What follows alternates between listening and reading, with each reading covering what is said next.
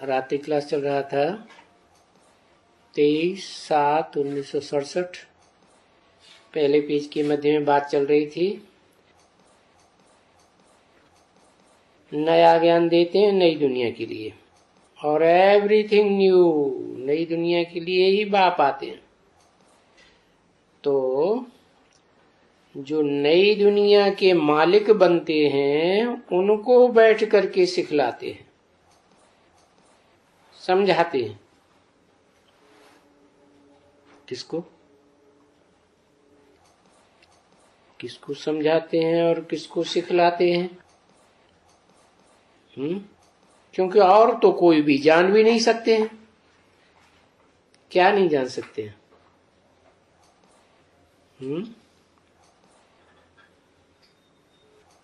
क्योंकि ये नया ज्ञान है नई दुनिया के लिए, ये और कोई नहीं जान सकते, क्योंकि बिल्कुल एब्सोल्युटली नई बात है। बाप समझाते हैं कि वो है भक्ति, भक्ति मार्ग में, और ये है ज्ञान। तो ज्ञान कहाँ से आता है? भक्ति अनेकों से आती है, ज्ञान एक से आता है। और एक भी कौन? वो ज्ञान, जानकारी, सारी सृष्टि के आदि मध्य अंत की जानकारी, रचयिता रचना की जानकारी, वो ज्ञान जन्म मरण के चक्र में आने वालों को तो आ ही नहीं सकता। एक बाप सुप्रीम सोली है जो जन्म मरण के चक्र से न्यारा है। बिंदु बिंदु बिंदु आत्माओं का बाप ज्योति बिंदु शिव। तो विचार करो, सारी दुनिया में भक्ति है, चाहे हिंदू हो, मुसलमान हो, सिख हो, ईसाई हो, जो भी सारी दुनिया में धर्म फैले हुए, धर्म के फॉलोअर्स हैं, सब भक्ति मार्ग में। बाकी तुम मुट्ठ भर हो। मुट्ठ भर माने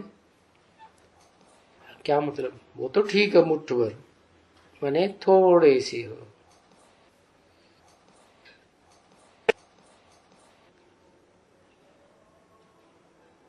कितने हो? वो भी हैं अभी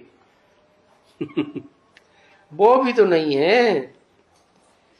मुट्ठ भर हो जिनको बाबा ज्ञान देते जा रहे हैं, अभी दिया नहीं है सबको।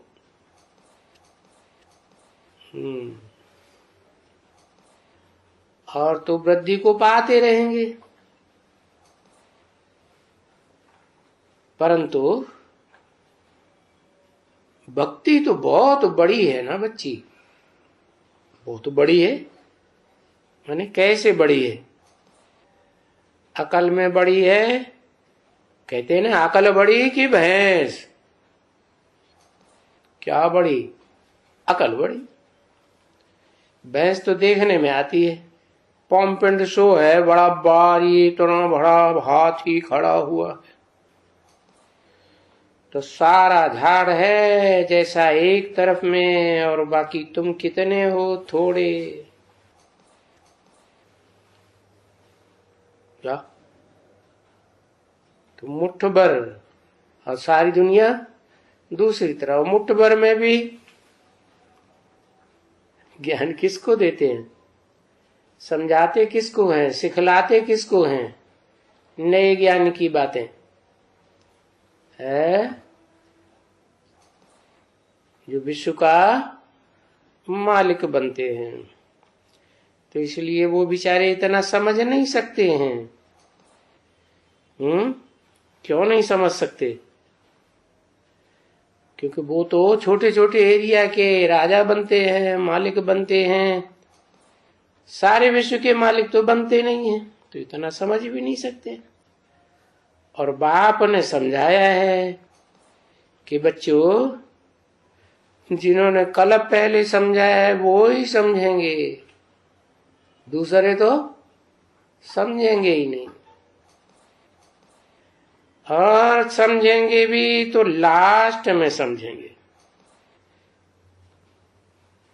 धीरे धीरे समझेंगे। जिन्होंने कल पहले जल्दी समझा है, पहले समझा है, वही समझे। इसके लिए तुम लोग फिक्र मत करो। क्या? किस बात की फिक्र न करो? पढ़ाई, जो पढ़ाई जा रही है, सिखलाई जा रही है, जो बात समझाई जा रही है, उसके लिए ज्यादा फिक्र मत करो।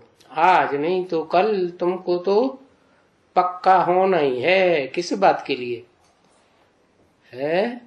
जीते जी नई दुनिया बैकुंठ में जाने के लिए तुमको तो तैयार होना ही है। लाख लाख भी तुम मेहनत करेंगे, क्या तो भी चिंता करने से तुम अपने आप नहीं समझेंगे। कोई कहे हम सारा लिटरेचर पढ़ जाएंगे, सारा वो देख लेंगे, ये करेंगे, वो करेंगे। ये तो बाप जब समझाएंगे तभी समझेंगे। कितनी भी तुम मेहनत करो, लाखों लाख गुनी मेहनत करो, नहीं समझेंगे। ऐसी तो तुम लोगों ने बहुत मेहनत की है। कैसी? ईश्वरीय सेवा करने की बहुतों से मेहनत किया है, और उसके बाद मुश्किल से पैर टिके हैं। क्या पैर टिके हैं? क्या एक जगह खड़े हो गए? नहीं, बुद्ध रूपी पांव तुम्हारा बड़ी मुश्किल से स्थिर हुआ है। नई दुनिया पर पैर धरना है ना बच्चे।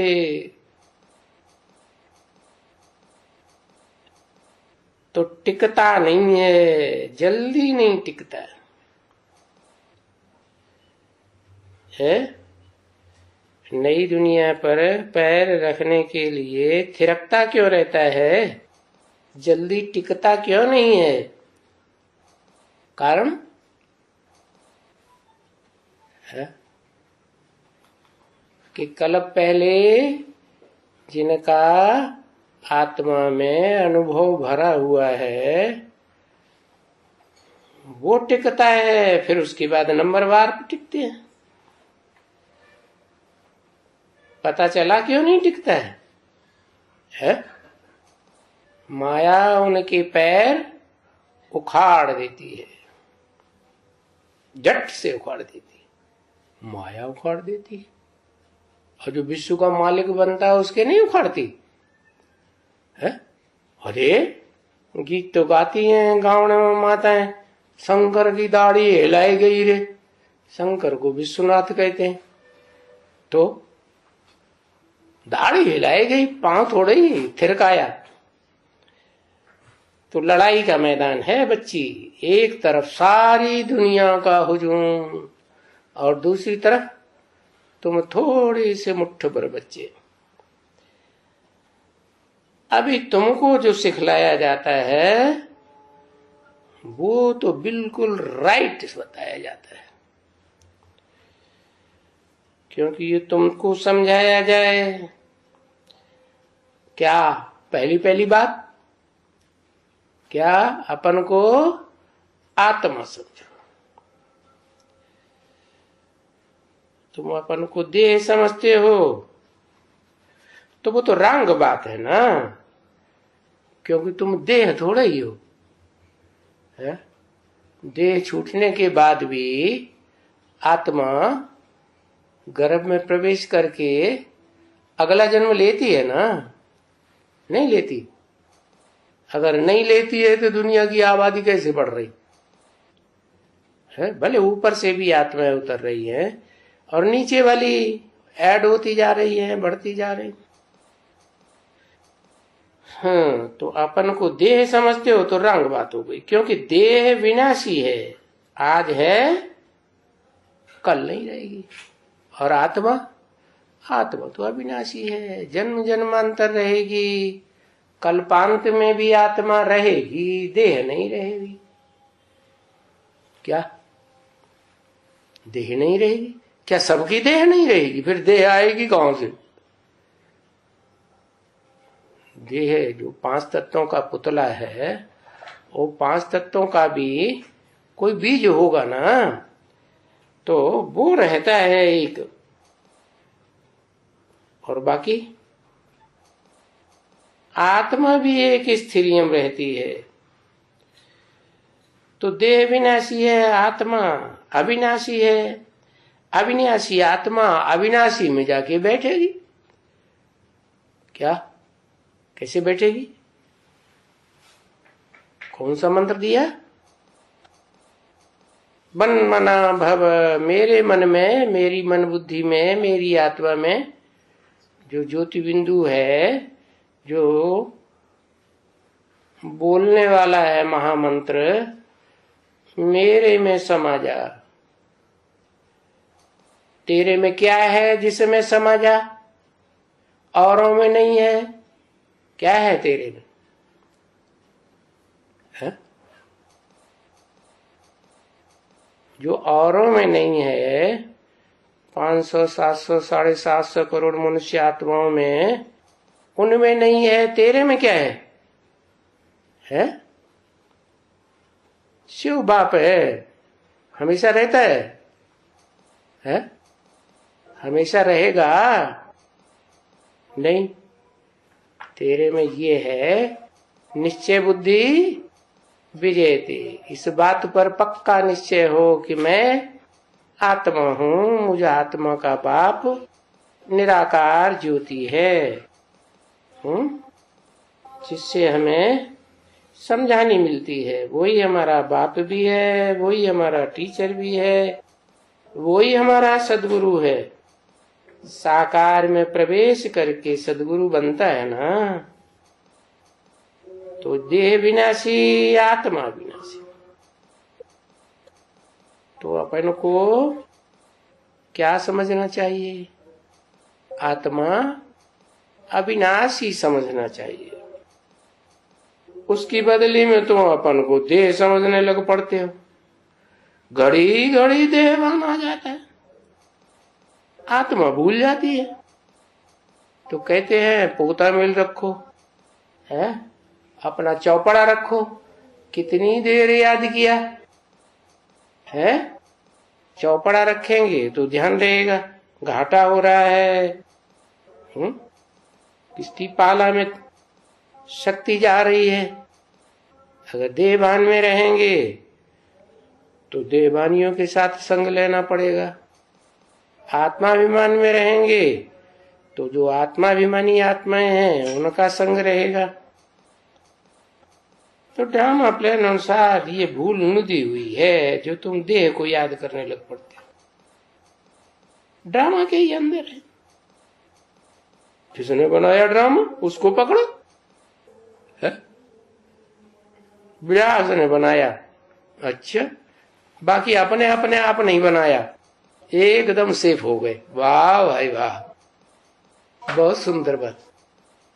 ये सब ड्रामा, वो ड्रामाबाज वो है व्यास, उसकी दाढ़ी मुंह से पकड़ के खींचो, पकड़ो उसे, वो पकड़ में आ जाए तो सब ठीक हो जाए। लेकिन ऐसे तो है नहीं।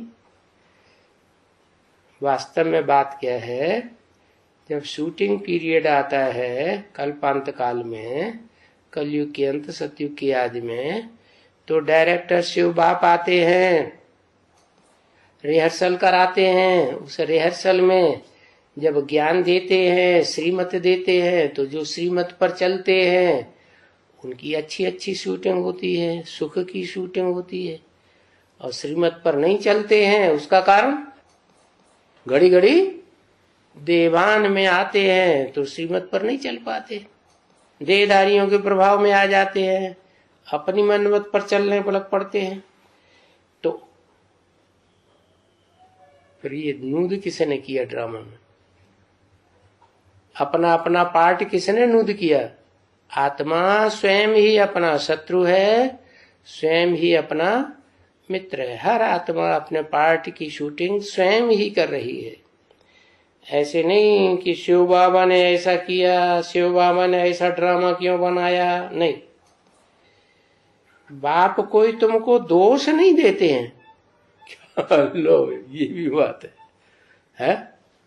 बाप तुमको कोई दोष नहीं देते हैं कि तुमने अपना ड्रामा ऐसा क्यों बनाया, उन्होंने ऐसा क्यों बनाया। ये दोष क्यों नहीं देते हैं?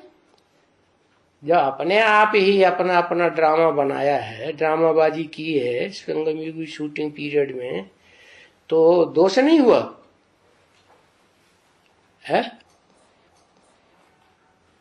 अरे कहते हैं कल्प कल्प यही नूद हुई पड़ी। पिछले कल्प में तुमने जैसा पार्ट बजाया होगा, जैसी रिहर्सल की होगी, शूटिंग की होगी, वैसे ही रिहर्सल करेंगे। इसलिए तुमको कोई दोष नहीं देते। हाँ, समझाते हैं ड्रामा को कि बच्चे जब देह अभिमानी बनते हो तो तुमसे माया पाप कराती है, और आत्मा अभिमानी बनते हो तो फिर तुम श्रीमत पर चलते हो। माया तुम्हारे ऊपर अटैक नहीं कर सकती है। क्यों? माया देह अभिमानी है या माया आत्मा अभिमानी है?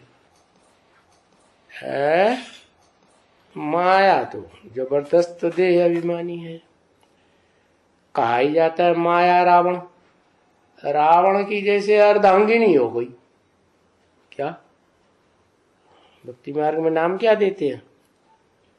मंदोदरी। मंद उदर है जिसका, उदर माने पेट, जिसका बुद्धि रूपी पेट मंद है।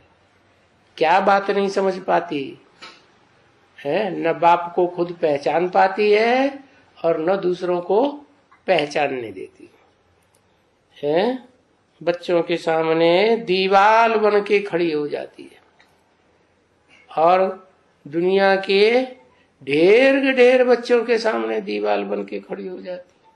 तुम बच्चों के सामने भी दीवाल बन के खड़ी हो जाती। इसका मतलब तुम बच्चे भी मुसलमान धर्म से कनेक्टेड होते हो नंबरवार। क्या?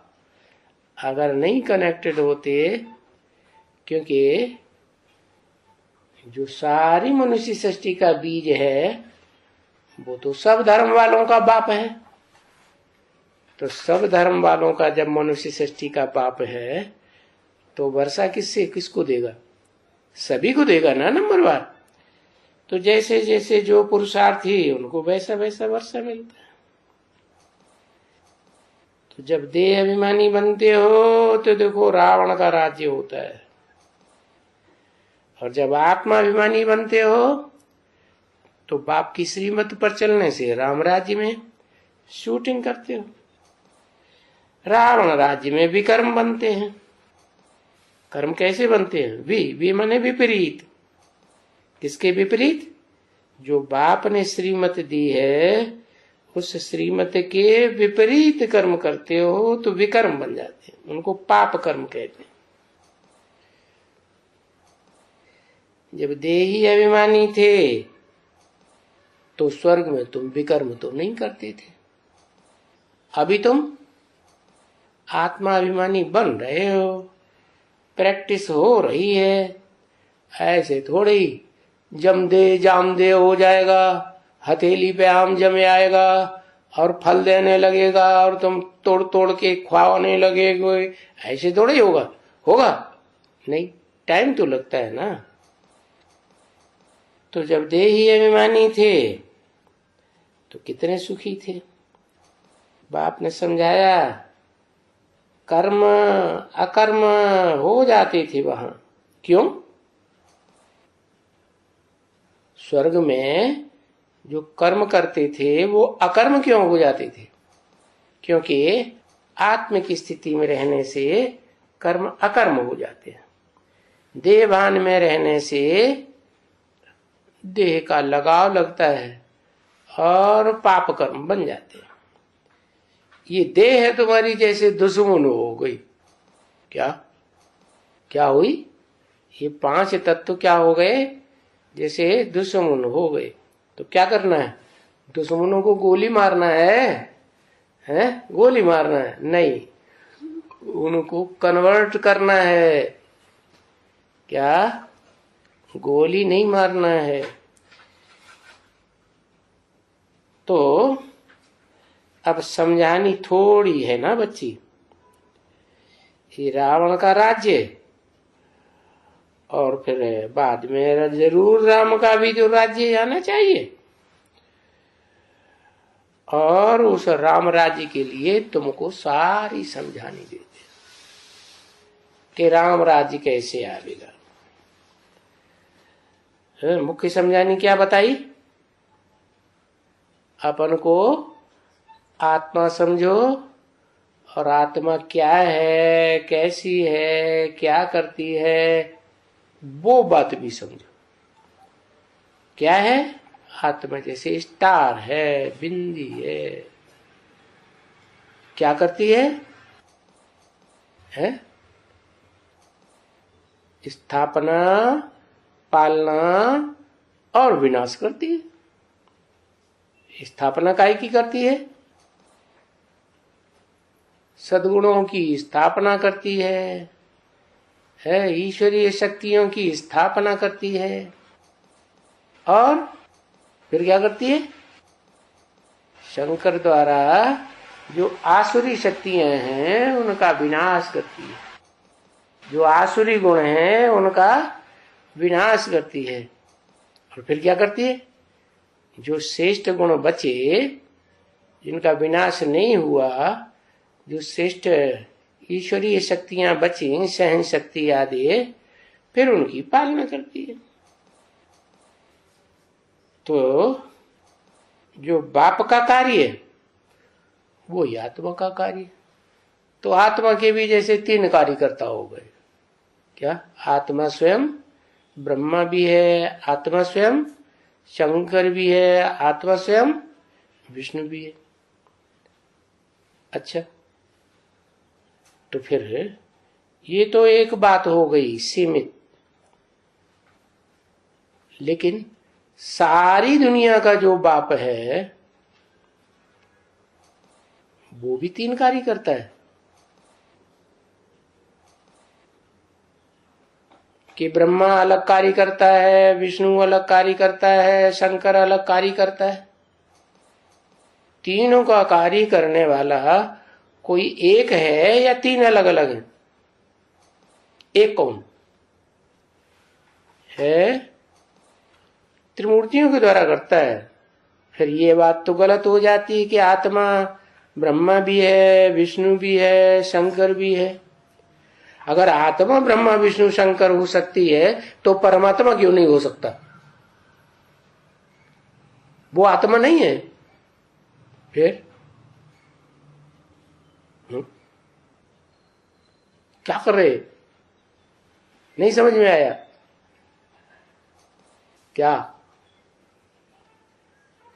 जब आत्माएं 3 कार्य कर सकती हैं, स्थापना, पालना, विनाश, 3 कर्ताओं का कार्य एक ही आत्मा करती है, तो फिर जो परमात्मा पार्टधारी है, परम पार्टधारी, हीरो पार्टधारी है, वो अकेला 3 कार्य नहीं कर सकता है। परम ब्रह्म भी बड़ा ब्रह्म है।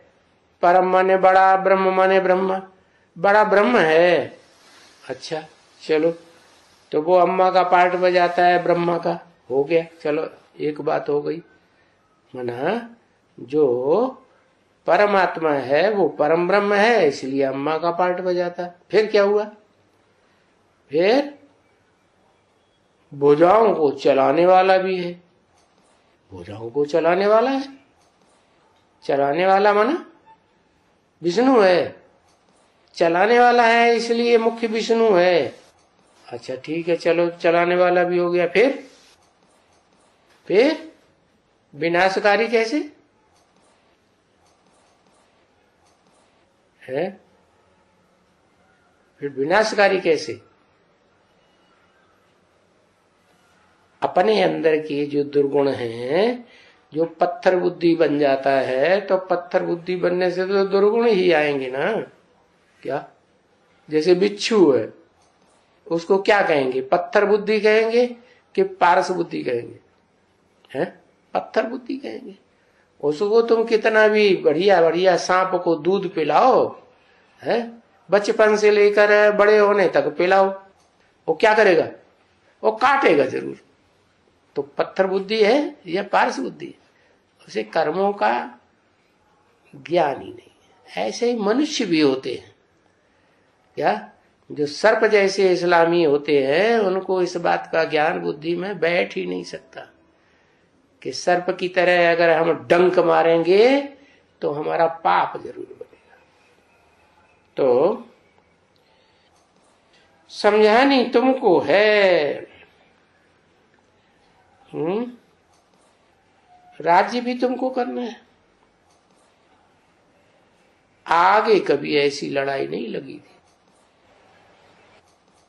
क्या? 2500 वर्ष हो गए, कितनी लड़ाइयां लगी हैं। हिस्ट्रियां तो बहुत लिखी हुई हैं मनुष्यों ने, लेकिन इतनी बड़ी लड़ाई जो अब लगने वाली है वो पहले कभी नहीं लगी। इसका नाम ही है महाभारी महाभारत लड़ाई। भारत का नाम क्यों डाल दिया है? महाभारी रसिया लड़ाई रख देते, महाभारी यूरोपीय लड़ाई रख देते, अमेरिकन लड़ाई। अमेरिका वाले ज्यादा गड़बड़ मचा रहे हैं, ज्यादा अपनी दादागिरी दिखा रहे हैं, तो अमेरिका निमित्त होना चाहिए ना। भारत का नाम क्यों दे दिया है? क्योंकि भारत से ये लड़ाई निकलती है। भारत जितना दुखी होता है कलयुग के अंत में आकर के, उतना और कोई भी दुखी परेशान नहीं होता। और किससे परेशान होता? दूसरों से नहीं। आत्मा अपना ही शत्रु, अपना ही मित्र। तो आत्मा स्वयं ही अपना विनाश करती है, अपना उद्धार करती है अपने आप से ही। क्योंकि पत्थर बुद्धि बनती है तो देह भान बहुत बढ़ जाता है, अहंकार। क्या? इसलिए जब आत्मा को ज्ञान मिलता है तो भी कहां से मिलता है? अहम बाद से ज्ञान मिलता है। और जन्म होता है देह का तो कहां होता है? अहमदगन। अहम माने मैं, दा माने देने वाला। अंतिम जन्म में क्या देता है? गंध ही गंध देता है। तो उसका पार्ट है। कैसा पार्ट? वो शंकर को दिखाई दिया। क्या दिखाई दिया? विष पीता था। विष क्या है? विष तो गंध ही है ना, है कि अमृत है? नहीं। तो तुमको समझानी दी जाती है कि ऐसी लड़ाई आगे कभी नहीं लगी थी। कैसी लड़ाई? जैसी अब लगना। और लड़ाई काहे से लगती है? लड़ाई का कारण क्या बताया? तुम्हारा भला। हाँ, लड़ाई का कारण है इम्प्योरिटी। तो ऐसी इम्प्योरिटी किसी ने दुनिया में दिखाई नहीं होगी संसार में, जैसा इस मनुष्य सृष्टि का बीज अहमदगंदिया कहो, हाँ, अहमदाबादी कहो, लौकिक या अलौकिक दोनों प्रकार का जन्म लेने वाला कहो, वो ऐसा गंध और कोई संसार में फैला ही नहीं। और पैदा भी कहाँ होता है? ऐसे एरिया में पैदा होता है जहाँ की रेलवे लाइन में कैसे कैसे गांव होते हैं। कायम गंध माना सृष्टि में कायम रहेगा गंध, बीच में खत्म होने वाला नहीं है। क्योंकि जैसा काम बड़ा करेगा, बड़े को देख छोटे करेगा। जैसे इलाहाबाद के नेहरू जी थे, तो उन लोगों को किसके, जब प्रधानमंत्री थे तो किसको वोट देते थे? नेहरू जी को ही देते थे ना। क्यों? क्योंकि नेहरू जी बड़े आदमी थे तो उनको फॉलो करें। तो ये हिसाब है। सारी रेलवे लाइन गंध का नाम गंध से ही पड़ा हुआ। कमाल गंध, खुदा गंध, क्या क्या क्या गंध कमाल गंध, खुदा गंध और गुरु सहाय गंध। गुरु सहाय गंध, गुरु जी की सहायता करने वाला भी गंध है कोई इस्लामी। बड़े बड़े गंध के नाम है स्टेशनों के। और अलीगंज, अलीगंज स्टेशन नहीं है फिर भी नजदीक है, इसलिए दुड़वाड़ागंज, कासगंज, ये कायमगंज के आसपास की रेलवे स्टेशनों के नाम हैं। तो बताया कि समझानी देनी होती है ना कि वो बीज कौन है स्थापना, पालना और विनाश का, सारी दुनिया का बीज। स्थापना भी जबरदस्त, पालना भी जबरदस्त। विष्णु की द्वारा पालना दिखाते हैं ना, तो चार भुजाएं नीचे दिखाते, वो तो देखने की भुजाएं हैं। भुजाएं अपने आप थोड़े चलती हैं, भुजाओं को चलाने वाला तो ऊपर होता है ना मस्तक में, तो वो है असली विष्णु। वो दिखाई नहीं पड़ता है। बहुत कम बच्चे हैं जिनको ये समझानी समझ में आती है कि वो एक ही आत्मा मनुष्य सृष्टि का बीज है, वो स्वयं ही ब्रह्मा भी है, बड़े से बड़ा दुनिया का ब्रह्मा। नाम क्या दिया शिव बाबा ने उसको? परम ब्रह्म। क्या शास्त्रों में भी कहते हैं, क्या कहते हैं?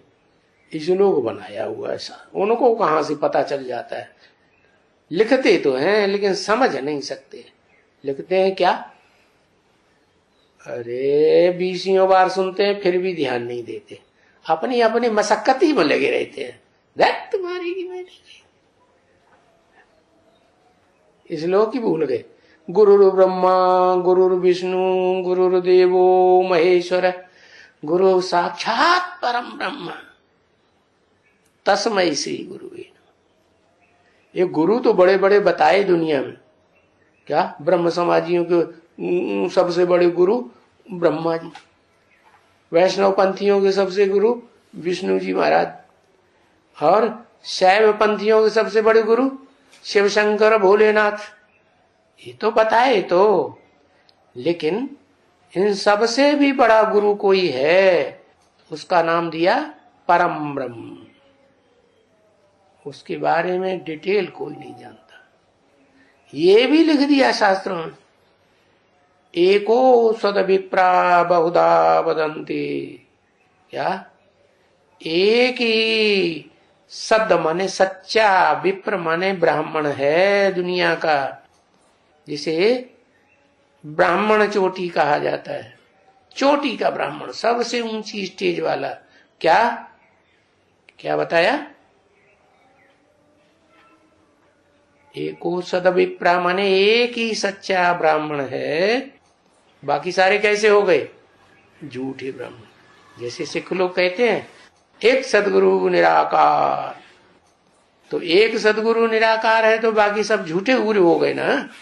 तो ऐसे ही एक ही सच्चा गुरु है, सच्चा ब्राह्मण है, जो अनेक रूपों में शास्त्रों में गाया हुआ है। कहीं राम के रूप में गाते हैं, कहीं कृष्ण के रूप में गाते हैं, कहीं हनुमान के रूप में गाते हैं। हनुमान कैसे है? कहीं गणेश के रूप में गाते हैं। अरे गणेश कैसे है? कहीं नंदी के रूप में गाते हैं। अरे सुप्रीम सोल गॉडफादर ने तो यहां तक बोल दिया कि दुनिया की कोई ऐसी बात नहीं जो तेरे ऊपर लागू न होती। तो देखो कितनी तुमको समझाने मिलती है कि अब ये जो लड़ाई लगने वाली है, जिसका नाम ही है महाभारत युद्ध, ये दुनिया की सबसे बड़ी खूनरेज वाली लड़ाई है। हाँ, पहले भी आग लगी थी, विनाश तो पहले भी हुआ था,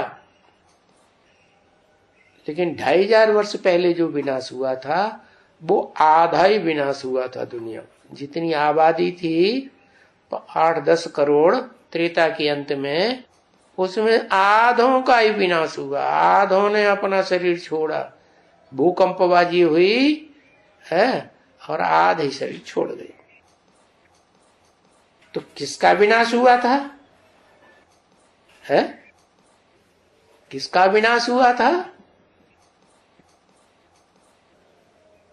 कल पहले दुनिया का तो विनाश हुआ था, वो तो संपूर्ण विनाश हुआ था। पुरानी दुनिया का विनाश होता है। तो जो पुराने माने तमो प्रधान, गिरती कला वाले, क्योंकि एक धर्म की स्थापना और अनेक धर्मों का विनाश सो तो हुआ ही था। तुम समझती हो और जानती भी हो अच्छी तरह से। जब तुम राजयोग सीख रहे हो तो और तो सभी खत्म होने का है, जरूर खत्म हो जाएंगे। क्या राजयोग सीखने से सभी खत्म हो जाएंगे? और दूसरे लोग कौन सा योग दूसरे धर्म वाले सीखते हैं? तुम तो राजयोग सीख रहे हैं। वो क्या सीख रहे हैं? हाँ, वो राजयोग नहीं सीखते, वो राजभोग लगाते रहते। भारत के राजाओं ने जो राजभोग लगाना शुरू किया ना, 150-150, 200-200, 500-500 रानियां रखना शुरू कर दिया, तो वो राजभोग लगाते हैं। तो राजयोग और राजभोग क्या बचेगा? राजभोग खत्म होने वाला है और राजयोग अब नई दुनिया बनाने वाला है, जरूर बनेगी। क्योंकि दुनिया में एक ही धर्म रहेगा। ये राज की बात, ज्ञान की बात सिवाय एक बाप के और कोई बता ही नहीं सकता। क्या कि जब दुनिया में सुख की दुनिया थी, स्वर्ग था, पैराडाइज था, तब एक का राज्य था, एक ही धर्म था और एक ही कुल था, एक बाप का चलाया हुआ, और एक ही भाषा थी। ये नहीं तुम कांग्रेस की भाषा बोलो, वो जनता पार्टी की भाषा बोले, वो बहुजन समाजवादी पार्टी की भाषा बोले। वो कौन सी भाषा? कलकत्ते में हाँ, तृणमूल पार्टी, नाम देखो कैसे रखे। मूल रूप में छोटी सी है, तृण के समान, तिनके के समान, लेकिन है मूल। जैसे सारी दुनिया का बीज आदम होता है, ऐसे बताई दिया। मूल माने तो जड़ होता है। वास्तव में सारी दुनिया की जड़ कौन है? सारी दुनिया की जड़ है भारत माता और बीज है परमपिता। तो अब तुमको समझानी मिल रही है नई दुनिया की, लेकिन अभी तो एक धर्म नहीं है ना, है? अभी तो बौद्ध धर्म है। क्यों बौद्ध धर्मों का वर्चस्व क्यों है? क्योंकि जो एक सद्धर्म की स्थापना करने वाला है वो संसार में प्रत्यक्ष नहीं हुआ है। जब वो प्रत्यक्ष हो जाएगा तो एक धर्म की स्थापना भी कंप्लीट हो जाएगी। अभी तो ढेर के ढेर धर्म हैं, क्या अपनी अपनी ढपली और अपना अपना राग, सब आपस में लड़ रहे हैं, डेंडरों मिसल ऐसे ही ट्रा ट्रा करते रहते हैं। मतलब कुछ भी नहीं निकलता कि सच्चाई क्या है। ढेर के ढेर, अनगिनत मठ, पंथ, संप्रदाय। तो इसलिए बाप कोई तुमको तकलीफ नहीं देते हैं। क्या क्या कारण बताया? तुमको सहज क्यों कर दिया?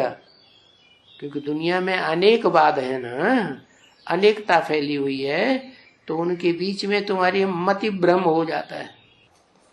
तो मति भ्रम न हो जाए इसलिए तुम्हारे लिए बहुत सहज करके समझाते। 23/7/67 की रात्रि क्लास का दूसरा पेज।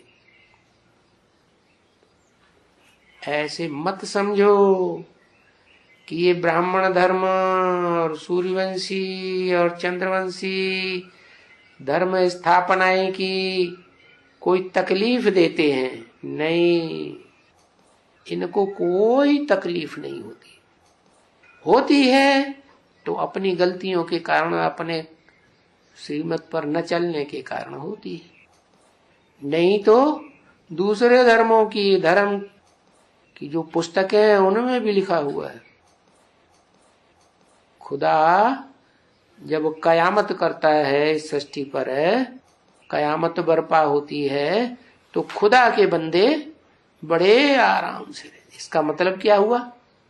खुदा है ज्ञान सूर्य, ज्ञान सूर्य के बच्चे सूर्यवंशी, और खुदा के बच्चे उनमें ज्यादा रोशनी लेने वाला भी है, कम रोशनी वाला लेने वाला भी है, और दुनिया में जितने ग्रह उपग्रह हैं उनमें सबसे जास्ती चक्कर काटने वाला भी है।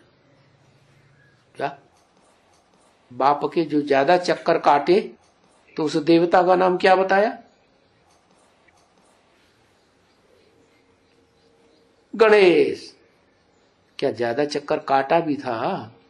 काटा नहीं था, लेकिन बुद्धि बाप की तरफ रहती थी। दिखाते हैं शंकर के 2 बच्चे थे, एक गणेश और एक कार्तिकेय। तो कार्तिकेय तो बार बार भाग जाता था घर छोड़ करके, तो बुद्धि बाप से हट जाती थी, माँ बाप से, या चक्कर काटती रहती थी? हट जाती थी ना। तो दुनिया में ऐसे ही होता है, माँ बाप को ही सब कुछ समझ लिया, वो ही सब कुछ है, वो ही उसी के चारों तरफ बुद्धि याद में रहती है, तो वो श्रेष्ठ वंश के कहे जाते हैं। ऐसे ही ब्रह्मा बाबा हो गए, चंद्रमा के मानिंद। ब्रह्मा बाबा की भी बुद्धि कैसी हो गई? गणेश मिशन। क्या देवताओं में पहले पहले किसका पूजन होता है? नारायण का पूजन। लोग समझते थोड़े ही है कि आदि नारायण कौन है, वो उसी को नारायण समझ लेते हैं। सतयुग का जो पहला प्रिंस है उसे ही सब कुछ समझ लेते हैं। तो पहली पहली पूजा उनकी।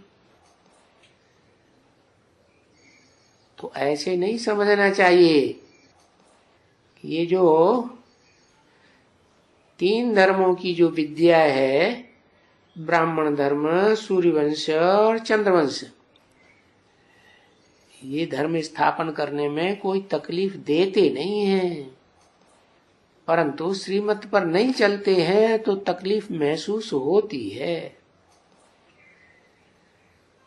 ये कोई कॉमन बात नहीं है। ये इन्यूरेबल टाइम्स, अनगिनत बार हुआ है, कल्प कल्प रिपीट होता है। बाप कहते हैं मैंने ये ब्राह्मण धर्म और सूर्यवंशी और चंद्रवंशी धर्म स्थापन किया हुआ है। क्या कहा? इसका जिक्र गीता में भी है। मनुष्यों ने जो गीता लिखी है उसमें भी त्रय विद्या, सोमपा, पूत पापा, ऐसे ऐसे बोला हुआ है, लेकिन कोई का ध्यान नहीं जाता है कि भगवान जब आते हैं तो कितने धर्म स्थापन करते हैं। 3 धर्म स्थापन करते हैं। ब्राह्मण, जो पक्के ब्राह्मण होते हैं वो पास हो जाते हैं, फुल पास हो जाते हैं। और जो कच्चे होते हैं वो फेल हो जाते हैं। तो जो पास हो जाते हैं वो पक्के देवता बनते हैं, फेल हो जाते हैं तो क्षत्रिय बनते हैं। तो 3 धर्म हो गए। सबसे ऊंचा धर्म कौन सा हुआ? सबसे ऊंचा धर्म हुआ ब्राह्मण धर्म। परम ब्रह्म से जो पैदा हुए ब्राह्मण हैं, जब ब्रह्मा परम तो बच्चे भी ऊंची कोटि के। तो उन बच्चों का नाम दिया हुआ है रुद्रवत्स, रुद्रगण, रुद्रमाला। तो ये हुए सूर्यवंशी। कहां पैदा होते हैं? है? ये रुद्राक्ष के मण के पैदा कहां होते हैं? जो यादगार बनाई है रुद्राक्ष, रुद्र की आंखें हैं, अक्ष माने आंख। तो इस शरीर में सबसे ज्यादा वैल्यूबल चीज, सबसे ज्यादा वैल्यूबल अंग कौन सा है? आंख सबसे जास्ती वैल्यूबल। तो बताया। वो फिल्म वाले ने कहां से जान जाते हैं ऐसी बात? तेरी आंखों के सिवा दुनिया में रखा क्या है? वाह भैया। क्योंकि इस शरीर में तो आंखें ही सबसे ज्यादा वैल्यूबल है ना। आंखें नहीं है तो जैसे दुनिया नहीं। तो वो सबसे जास्ती दर्शन शक्ति कौन से धर्म में हुई?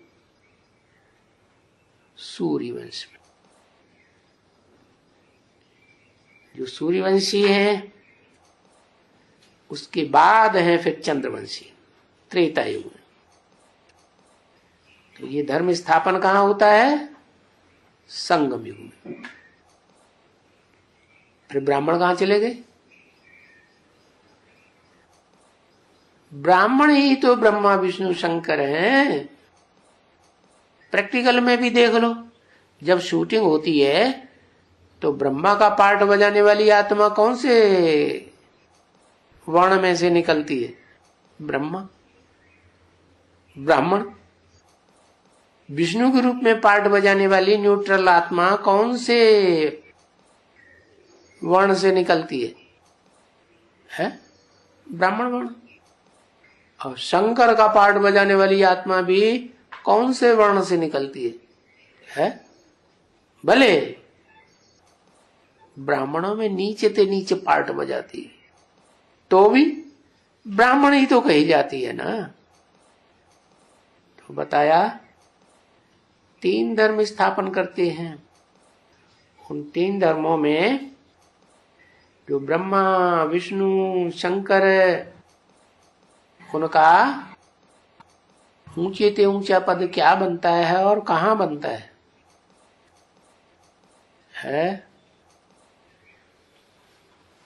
ब्रह्मा का पद ब्राह्मण वंश। लेकिन वो ब्राह्मण एक तरह के तो होते नहीं, 9 कुरियों के होते हैं। उनमें 2 कुरियां जो सबसे श्रेष्ठ मानी गई हैं, कौन कौन सी? सूर्यवंश और चंद्रवंश। तो उनसे तो बनता है प्रवृत्ति मार्ग का फर्स्ट क्लास धर्म, वैष्णव धर्म और शैव। बाकी जो ब्राह्मण हैं और कम कुरियों वाले जो बनते हैं ब्रह्मा के द्वारा, आखिरी ब्रह्मा से, वो फिर दूसरे दूसरे धर्मों में कन्वर्ट होते रहते हैं। तो बताया ये 3 धर्मों की बाप आकर के स्थापना करते हैं। हाँ, ये जरूर है कि स्थापनाएं समझिए यज्ञ में विघ्न जरूर पड़ते हैं। अबलाओं के ऊपर बड़े अत्याचार होते हैं। क्या क्यों होते हैं अत्याचार? है? क्योंकि भगवान जब आते हैं तो जो पार्ट बजाते हैं इस सृष्टि में रह करके दुनिया की दृष्टि में तो लगता है कि बड़ा गंदा है, गंदा पार्ट बजाता है,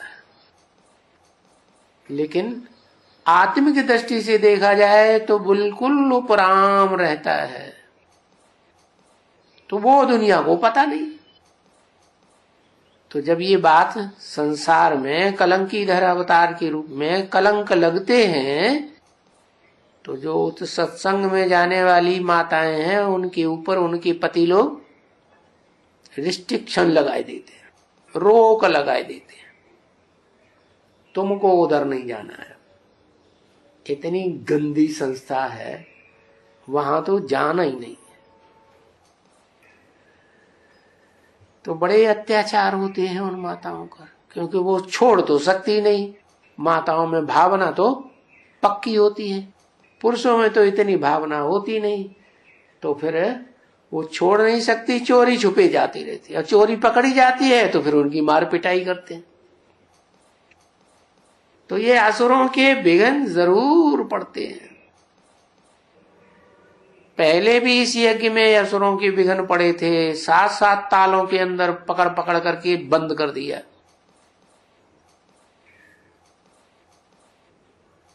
सो तो ये विघ्न जरूर पड़ेंगे।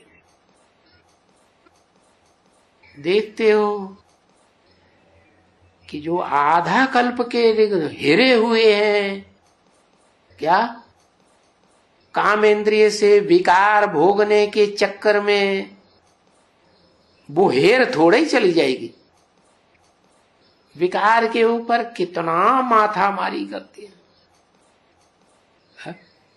सारी दुनिया में ये जो धंधे धोरी फैले हुए हैं, इनका मूल कारण क्या है? काम विकार। काम विकार की बात अगर खत्म हो जाए कामेंद्रिय से, तो ये सब धंधे करने की दरकारी। तो अब बाप कहते हैं अब ये सब खत्म होने वाला है। सब धंधों में है नुकसान सिवाय एक ईश्वरीय धंधे के। अब तो एक ईश्वरीय धंधा करेंगे तो स्वर्ग में तुम्हें सब कुछ मुहैया होगा। ये प्रकृति, ये माया बेटी, चाहे बीज रूप हो चाहे आधार मूर्त हो, ये सब और इनके फॉलोअर्स है, ये सब तुम्हारे दास दासी बन जाएंगे। तो देखते हो कि जो आधा कल्प के हिरे हुए हैं विकारों के ऊपर, कौन हिरे हुए हैं? माताएं या पिताएं? पुरुष है, पुरुष जो हिरे हुए हैं, क्योंकि माताएं तो सहन करती है, उनका शरीर ही ऐसा होता है। और पुरुष सहन नहीं करते, उनके पास पुरुषों को डंडा दिया हुआ है, मारा मार मारा मार मारा मार, ऐसी जो जबरदस्ती करते हैं तो वो हिर जाते हैं पुरुष जन्म लेकर के। किस बात में? अत्याचार करने में, हिंसा करने में। तो उसको छोड़ना भी पड़ेगा क्या? और विघ्न तो वो जरूर पड़ेंगे, क्योंकि स्वर्ग में जाकर देवता बनना ये कोई मासी का घर नहीं है जो वहां जाके बैठ जाओगे। और फिर कभी भी ऐसे याद की यात्रा तो कोई ने सिखाई नहीं होगी, कराई नहीं होगी। ढेर के ढेर धर्म पिताएं, ग्रेट ग्रेट ग्रैंडफादर्स आते हैं, ऐसा राज की बात कोई नहीं बताता। क्या कि भले कर्मेंद्रियों से कर्म भी करते रहो, कोई भी प्रबल से प्रबल कर्मेंद्रियां हो, कर्म भी करते रहो, तुम सोते रहो। खड़े हो जाओ। कर्मेंद्रियों से कर्म भी करते रहो और बुद्धि से उपराम हो जाओ। वो तो तभी होगा जब अपन को आत्मा समझेंगे। आत्मा नहीं समझेंगे तो ये पाप कर्म बनते ही रहेंगे। ओम शांति।